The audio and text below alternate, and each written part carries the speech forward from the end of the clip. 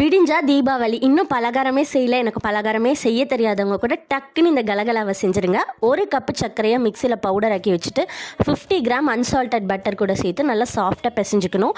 1 cup சர்க்கரைக்கு 4 cup கோதுமை மாவு, 1/4 கப்பு ரவை, 1/2 ஸ்பூன் உப்பு, 1/4 ஸ்பூன் பேக்கிங் பவுடர் சேர்த்து நல்லா சாஃப்டான டோவாக பிசைஞ்சிட்டு, இதுக்கு ஊற வைக்கணும்லாம் கிடையாது, உடனேவே செய்ய ஆரம்பிச்சிடலாம். லைட்டாக கோதுமை மாவு டஸ்ட் பண்ணி சப்பாத்தி மாவு மாதிரி திரட்டிட்டு நான் இந்த வீடியோவில் காட்டுற மாதிரியே ஃபோல்ட் பண்ணி நீங்கள் கட் பண்ணி பொரிச்சிங்கன்னா நல்ல குண்டு குண்டாக வெடி போட நம்ம கெஜரா மாதிரியே இருக்கும். டேஸ்ட்டுமே சூப்பராக இருக்கும்.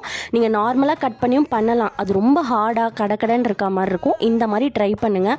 நல்லா கிறிஸ்பியாக, ஓரளவுக்கு குழந்தைங்க கூட சாப்பிட்ற மாதிரி சாஃப்ட் அண்ட் கிறிஸ்பியாக சூப்பராக இருக்கும். இதில் மெயினான விஷயமே நீங்கள் லோ ஃப்ளேமில் வச்சு மட்டும்தான் ஃப்ரை பண்ணணும். மீடியம் ஹை ஃப்ளேமில் வச்சு ஃப்ரை பண்ணிடவே பண்ணாதீங்க. 10 நிமிஷம் லோ ஃப்ளேமில் ஃப்ரை பண்ணிங்கன்னா சூப்பரான கலகலா ரெடி. செஞ்சு என்ஜாய் பண்ணுங்கள்.